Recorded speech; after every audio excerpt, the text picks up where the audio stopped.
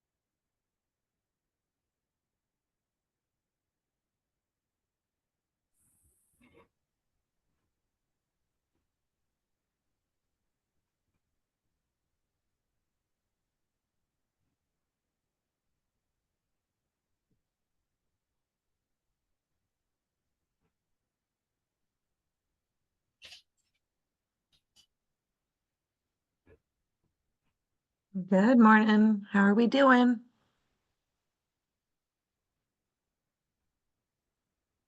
Morning, Lee. Good morning. Morning.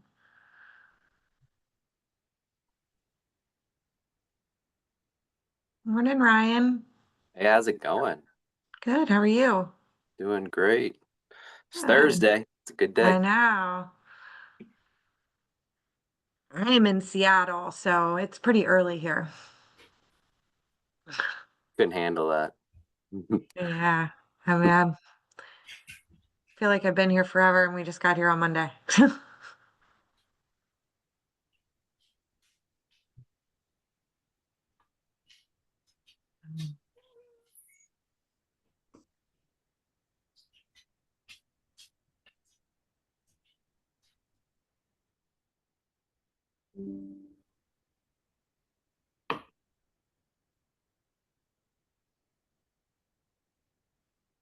Always wait a few minutes before we get started because Zoom always, I feel like, needs to update when people need to get on it.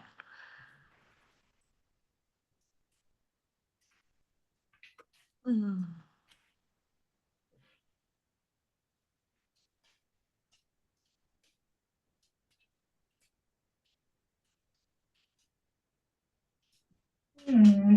No.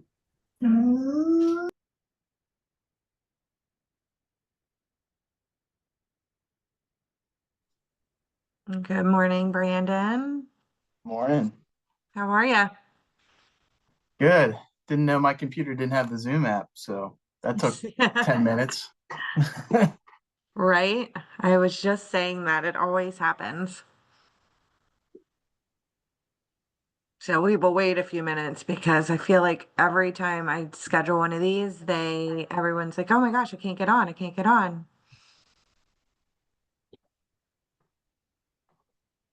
Good morning, James. Morning.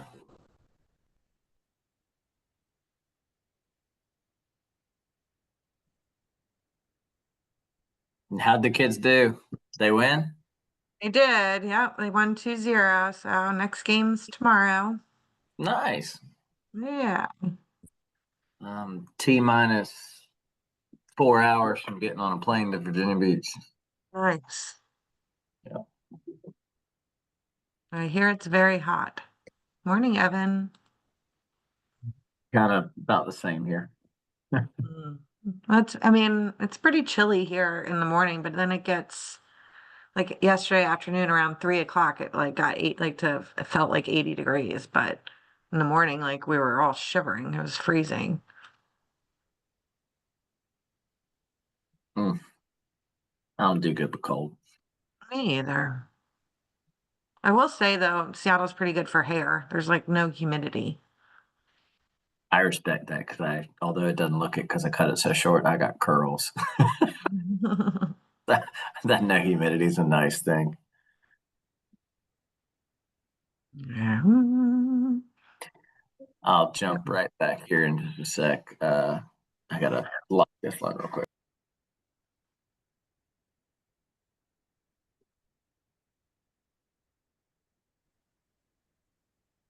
We'll wait, get a few more minutes. Probably got some friends trying to get on.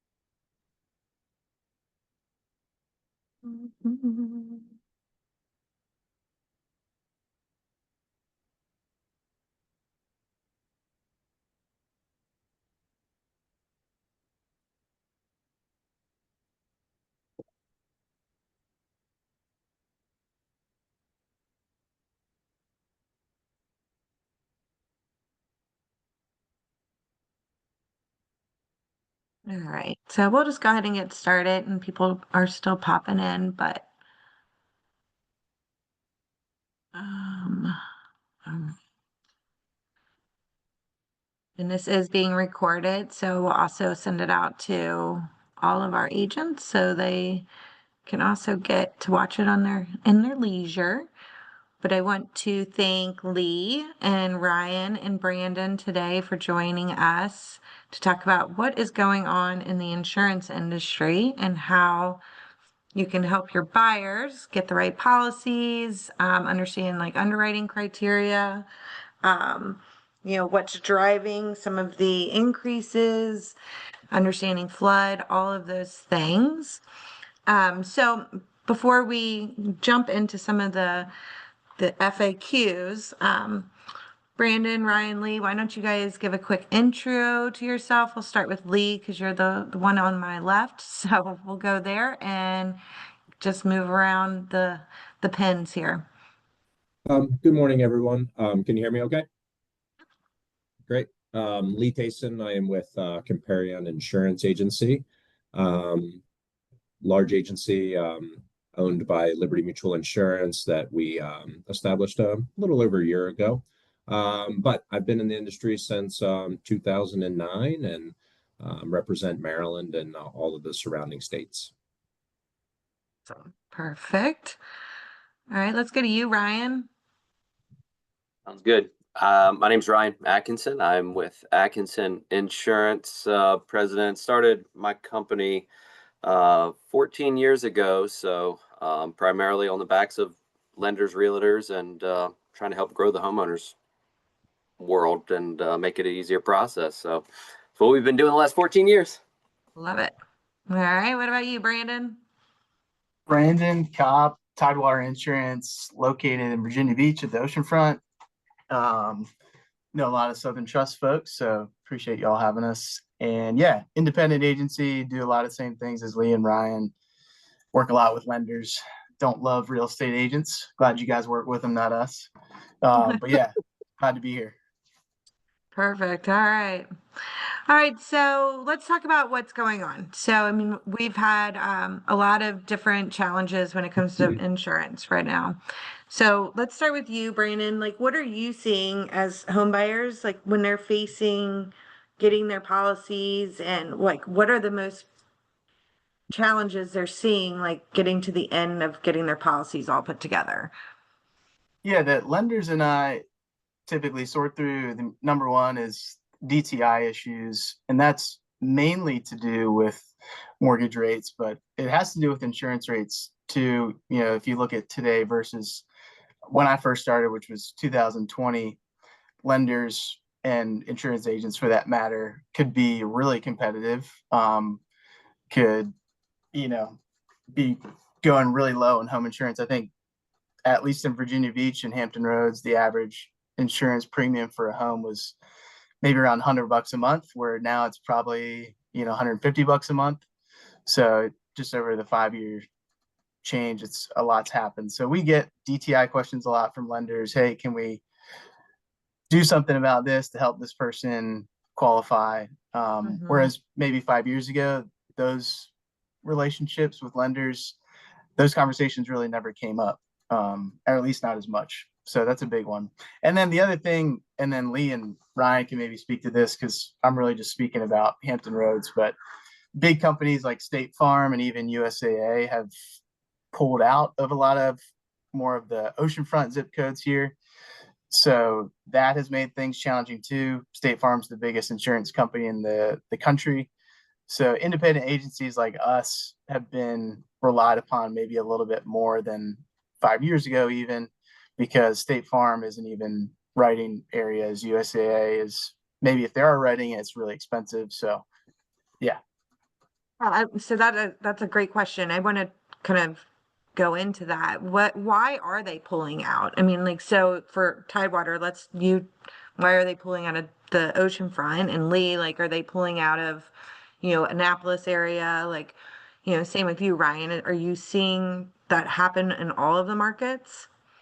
I think as far as just coastal in general, if you have a coastal property, if you're up and down the bay, if you're actually, along the East Coast and a true oceanfront property or oceanfront zip code, I think your standard coastal risk has always kind of been the same. And you're always going to have certain lenders that just don't have an appetite. And especially some of the larger ones, just like Brandon said. So some of your Liberty Mutuals and your larger carriers just don't have an interest, where you have other specialty line carriers that are perfectly fine with it. That's what they built their business. The carrier is a coastal carrier a lot of the time. So I think just, as Brandon said, having those options and knowing who the carriers are and who those players are is very helpful. So I don't know that I've seen a lot. Now, I've seen just a lot of carriers leave certain states, right? Just for profitability issues. Like some of the smaller carriers have left Maryland, regardless of being on the coast or, that type of risk. In our particular state and my home state, Maryland, that it's just a profitability issue. And the carriers have gone years without operating profitably. They have the right to kind of pull out of the state. So we've seen a lot of that with some of the smaller carriers. I haven't seen any of the big carriers walk away per se, outside of what Brandon mentioned, certain areas they're not interested in insuring. So. Huh. Yeah, Ryan, are you seeing the same thing? Like, Richmond's kind of your home base, but I know you write policies for many states, but are you seeing the same thing with some of the larger carriers where you're just not being able to get policies written by them? Yes, definitely what both of them just said is mimicked here. And I would say it goes back to the challenges of the rising costs of replacement costs. If you look at losses across these carriers like the Travelers or even the smaller ones like your more regional carriers like your Loudons or your Northern Necks or Augustas, like your smaller regional carriers, just bite a little bit more due to the higher rising costs, trying to keep up with everything. They're typically a little behind on technology than the Travelers out there of the world. So I do think they pull back, and they pull back through tightening guidelines, which you guys should probably all see. Trying to get a home through is not always as easy as it once was. I mean, everybody uses these aerial imagery now to see. So again, just to your main point, they're pulling out, they're backing off, they're tightening guidelines. They want to slow down business. They're paying more in losses than they are in what premium it's brought in. So all of those are factors high level. So when they're pulling out, there are some that are available, right? So you're still finding the policies, but is that one of the reasons why insurance has crept up in cost, because there's only certain players out there writing for certain areas? I mean, my opinion is the cost of construction to rebuild, replace. If you go in and all of us use the same stuff, we're pulling up replacement cost of what it costs to rebuild this house. When I started 18 years ago, it looked a whole lot different. The plethora of carriers was there. Homeowners premiums were $300-$400 15 years ago. That's not that long ago. And so, now it's hard pressed to find them under $1,000. I mean, it just is. And so I think the rising costs of just replacing, and then the carriers trying to offset.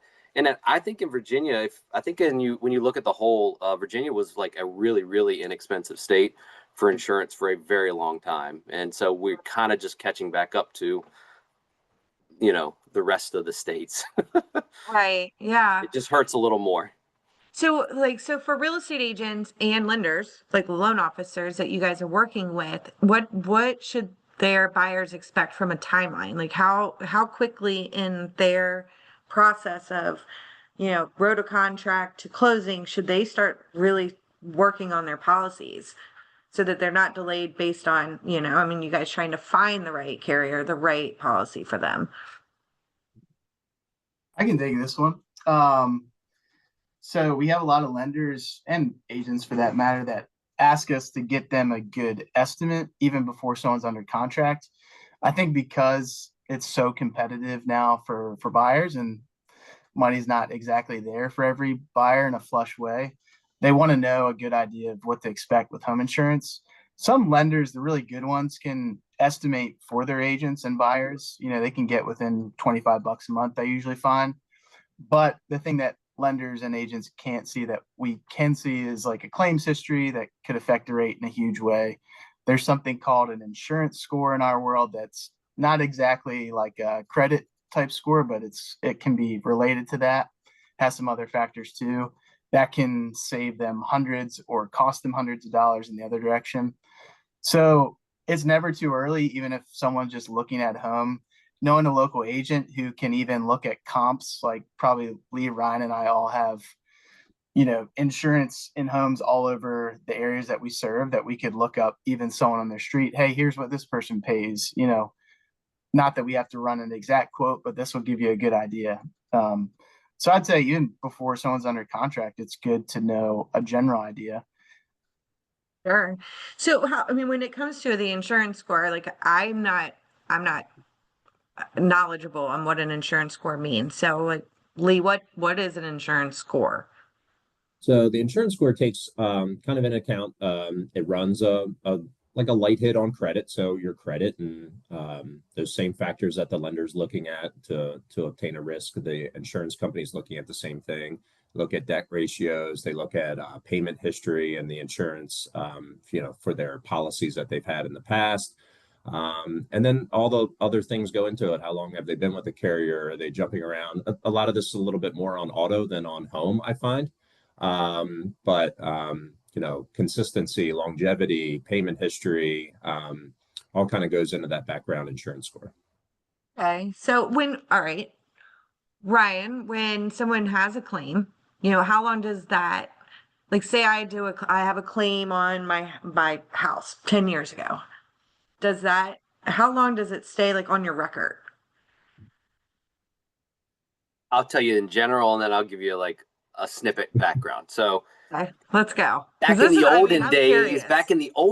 I think people had $250 deductibles, right? And you'd file a claim for anything and everything, right? And so, you know, slowly, you may or may not have seen like carriers have raised deductibles, right, to try to get the claims lessened. And today's world, in my opinion, the last few years, insurance companies, it is should be really catastrophic. Like that's why deductibles are being raised for up to $2,500 for a lot of carriers have like minimum deductible requirements based on house size.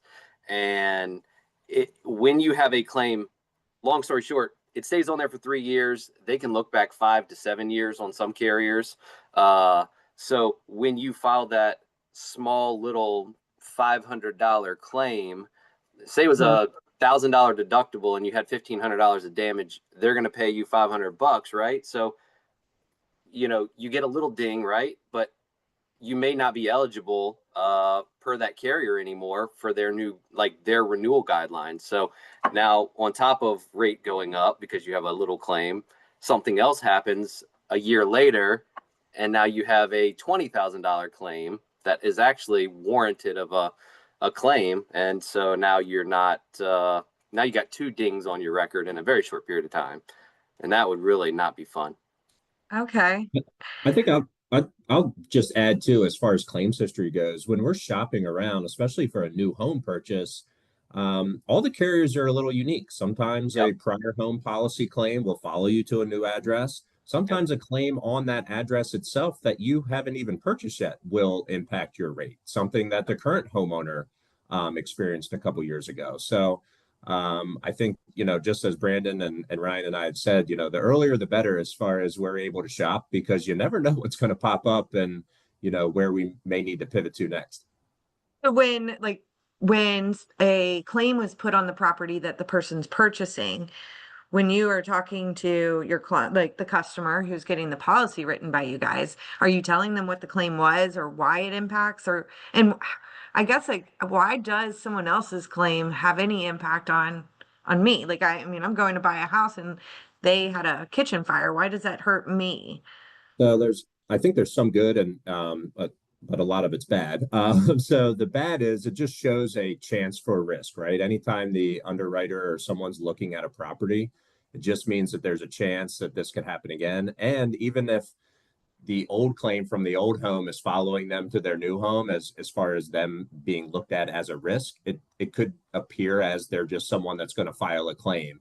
And I've even had an underwriter said to me before, that's declined a risk, saying it's not when this person, you know, if this person's going to file a claim in the future, it's when. It's very clear based on their history that they're claim prone to, you know, calling and filing a claim, large, small, or otherwise.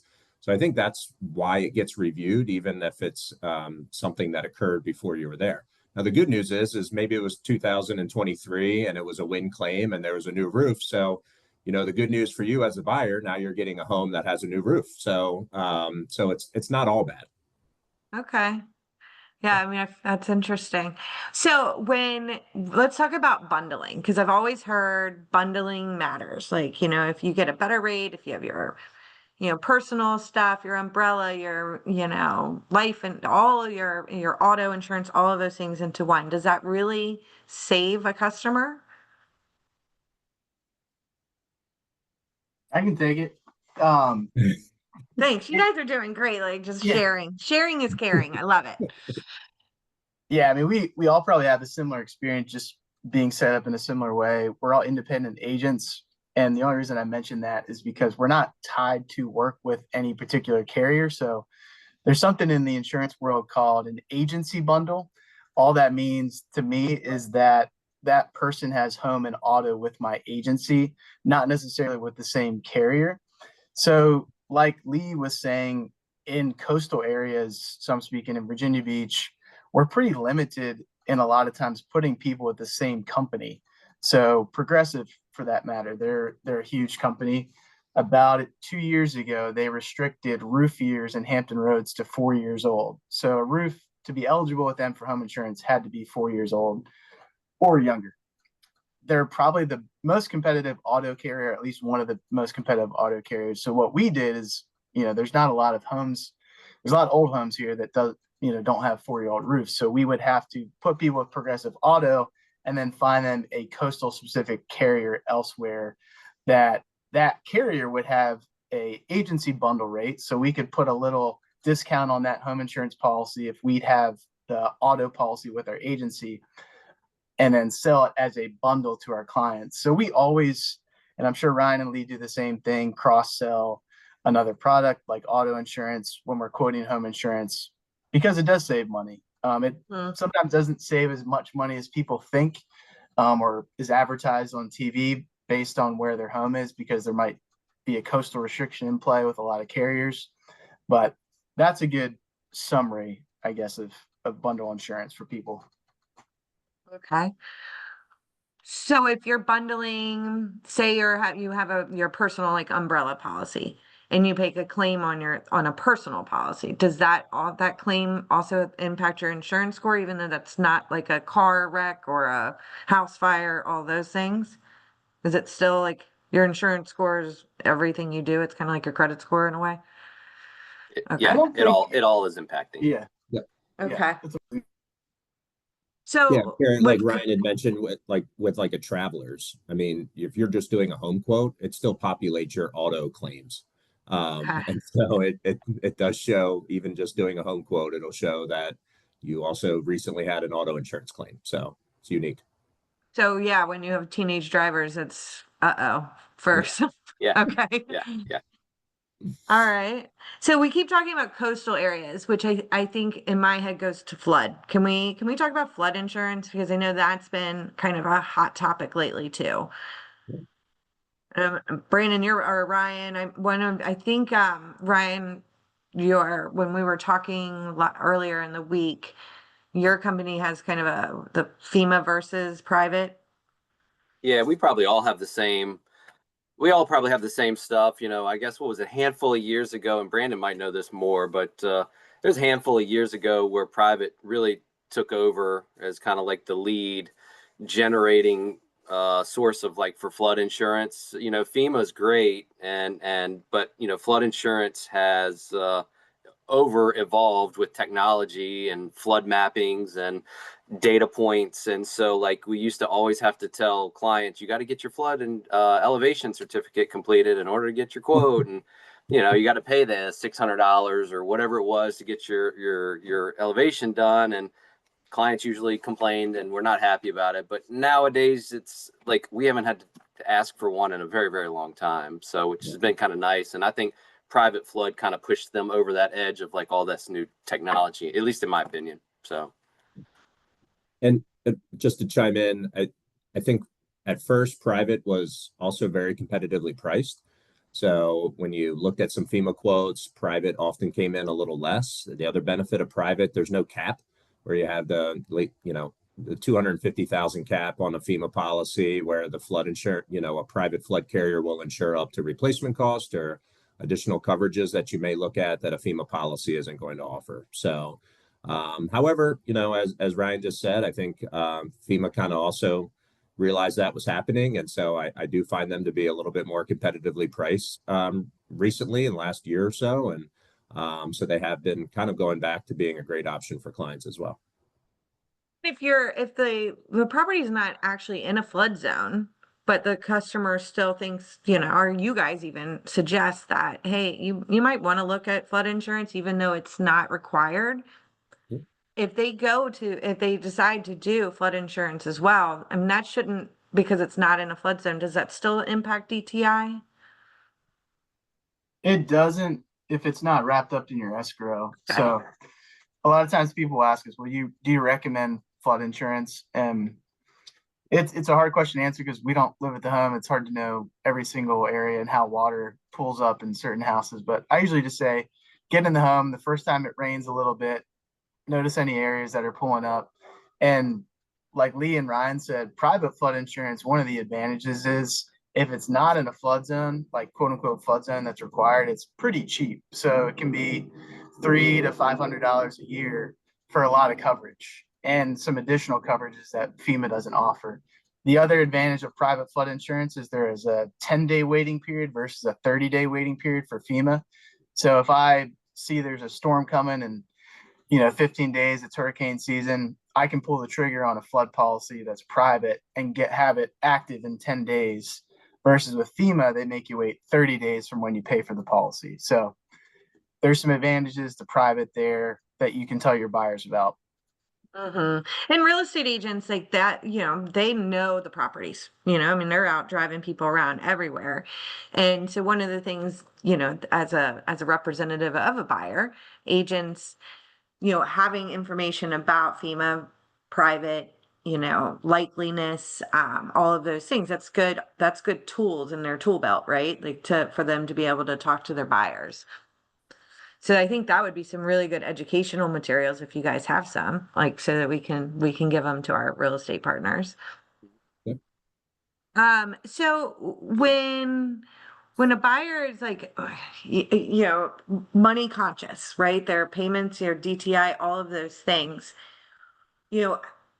there's different types of policies, right? Can you kind of describe how the policies work and, what kind of coverage they are getting if they go with the cheaper direction, based on the fact that they need to at this point? Like, it's still, and, you have to have insurance, but what's the difference between like the cheapest policy versus like something that gives them more of a well-rounded policy? Go with Lee, because Lee, like, you are nodding your head like I have an answer to this, I can tell you.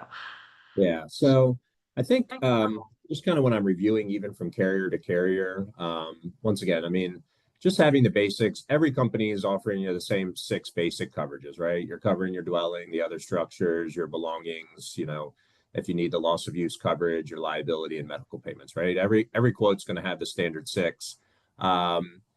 Where you can save is kind of quote unquote leaving out the extras, which once again, it depends on the risk, right? So there's a hard no for me on like a Baltimore City home. If you're living in a 125-year-old home, I'm going to have to say you need the water backup, you need the service line coverage. These things, you're living in 100-year plus infrastructure around you. It's not, same thing. It's not the F, it's when it's going to break.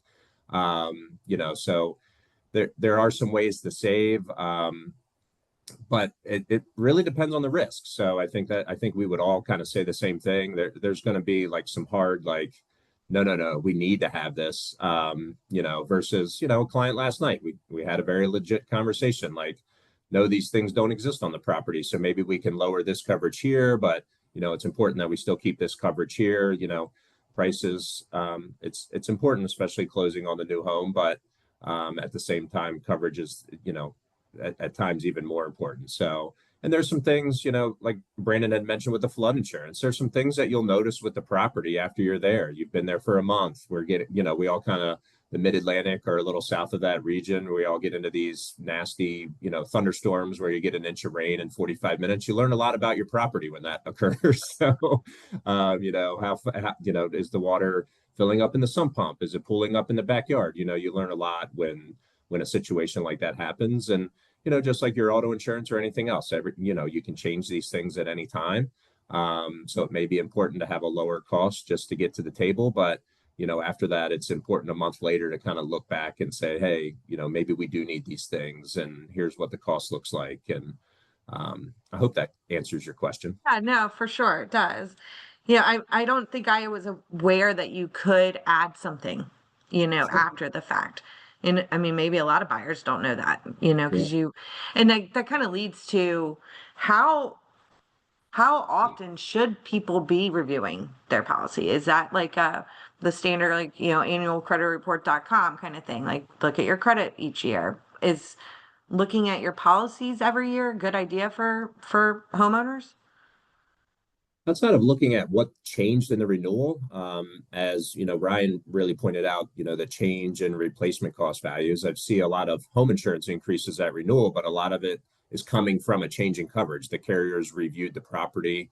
they've increased the dwelling coverage 50,000, for example, and that kind of moves the needle on the other coverages. And so that often sparks the change or the need for a review. But outside of that, the other trigger to reach out to your insurance agent is anytime you make a change to the property. Even when I see a neighbor put on a new roof, I'm like, hey, make sure you call your insurance company, make sure they're aware you have a new roof for the savings. If you've updated your kitchen, if you've, done a major renovation to the home, you want to make sure that the replacement cost is accurate and that the carrier knows what they're insuring.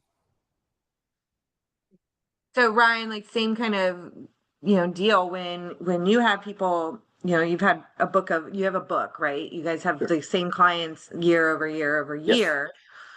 So when you're talking with your clients and about the things that how often are you checking in to say, hey, have you noticed anything new in your property? Have you put a new roof on? Like, how do you guys handle that? So, well, for us, and I think every agency does it different. For us, we send out a renewal letter, just basically with like, I don't know, maybe 6 or 8 questions on there, asking those exact things that Lee mentioned, like, has any of these things changes? Have you done renovations? Have you put a new roof on? Have you built anything? Blah, blah, blah. So we send that. It comes back to us. We try to reach out. We have tickers that say, hey, my policy went up X amount. So let's say it went up 50%, went up from 1,000 to $1,500, and we had a 50% increase. We would get like a tag on our world that says, hey, your rate's going up. Let's call, let's see what's happening here. Let's review, and then kind of just, go down the steps of revisiting. The difference is, and I know we kind of mentioned this, but in the very beginning, but like the carriers themselves are tightening guidelines so much. Like pride of ownership is a big thing for carriers now. And so, I may have had my policy with company A for 5 years. Maybe they took $1,000 rate increase, but the roof is getting to be 20 years old. If you go on Zillow and you see junk in the yard and like, just like, the siding's got mildew on there, that's going to be hard to put somewhere else. And so even though we might be able to save them money, that new company's probably going to cancel them because they're going to inspect the house and then they're going to see, oh God, the pride of ownership is not there, or we're getting off of this kind of thing. So there's kind of a risk reward of like save money, or you're going to have to do a little bit of a update into your house. So that's kind of the game we play, I think, in the last few years, more so than I've ever had to do, which is an interesting way to go about it. So. Wow. Okay. So as agents are prepping their buyers, like that's another tool that they should kind of say, hey, these things do impact you over the lifetime of you being in this home.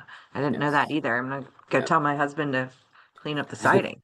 And I have just one thing to add to that, maybe for agents and then lenders on here, maybe advise your agents.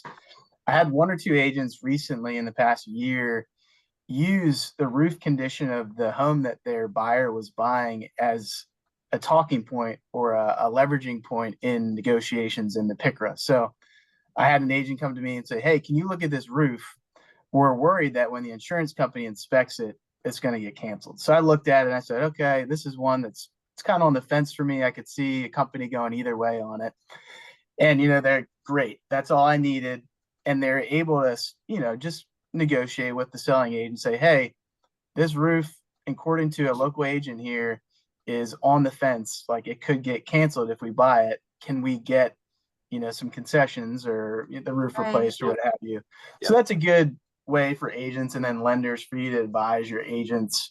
Use things that are wrong about the house. Communicate with your insurance agent that's local, that knows the area, that knows which carriers are going to cancel for what reasons. Those are good ways to help your agents out, help your buyers out. So. Yeah, I love that. I mean, I wouldn't have thought that to leverage you guys as like a negotiation tactic. Yeah. That's super cool. It's important. I mean, and that's having a local, I think, local agent, independent local agent like you guys is important for, staying local because your communities, the areas and the agents and the players involved. I think that's great. What other like advice for agents would you say, like from the get-go of, you have a buyer, you're looking at different properties, like what's one thing you would say to an agent as they're getting moving? Yeah, for me, and I'll just piggyback off the roof conversation, at least in Hampton Roads, roof condition is of utmost importance. So No, it no, that's can, everywhere.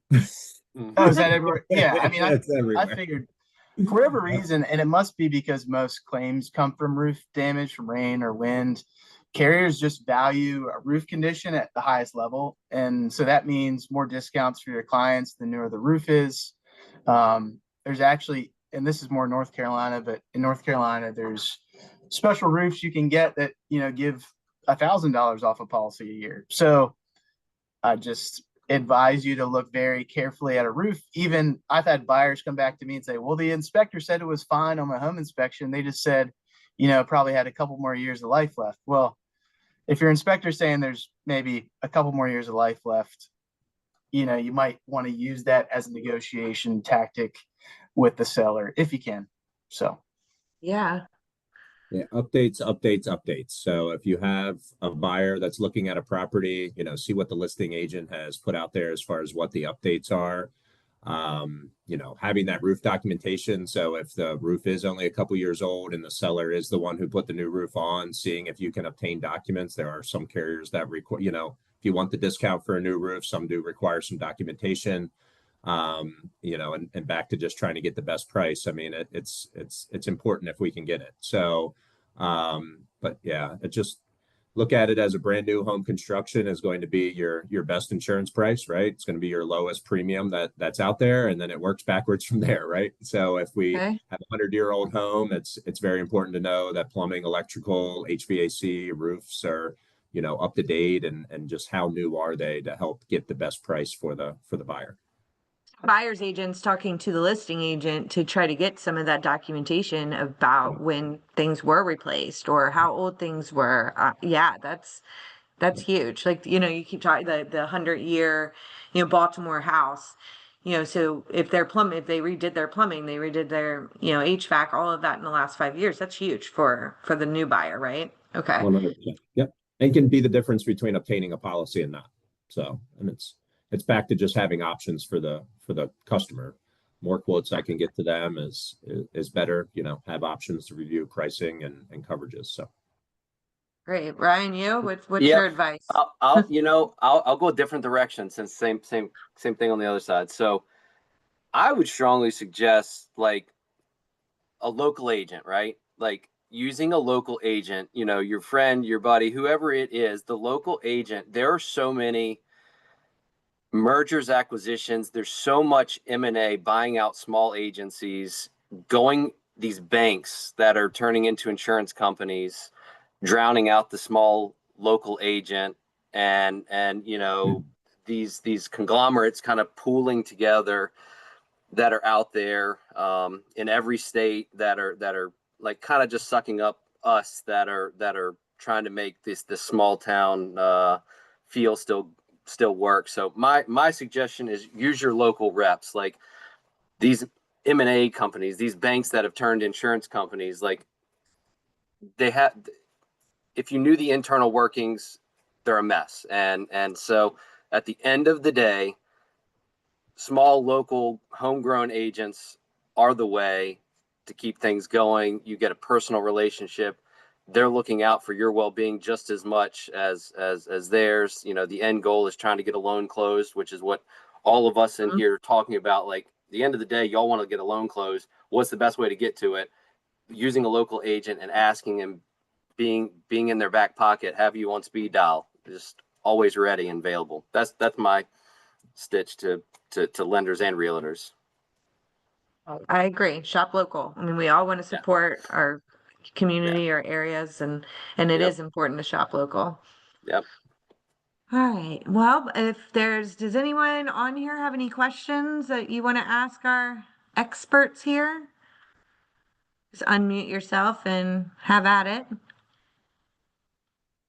I'll also be sending their contact information out with our recap in the video, so everyone will have emails and phone numbers. So if there's a question that comes up after you watch it again or later today, or you have a buyer with a potential like, hey, I just learned this, I want to hear what you guys have to say about it, you'll have everybody's contact information too. Thank you for putting this together. Yeah, Yes, it's fun, thank you. isn't it? Like, I like hanging out with everybody. It's awesome. Yeah, thank you. Yeah, you're welcome. This is good stuff. I learned a lot. Like now I'm gonna, I gotta make a call to the husband. I need to look and see what's going on at home. I haven't looked at my policy in forever. So yeah, I mean, I got a lot of homework to do. All right, well, if there's no questions, we will send this out shortly, and appreciate everyone joining us. And you guys, thank you so much for your help today.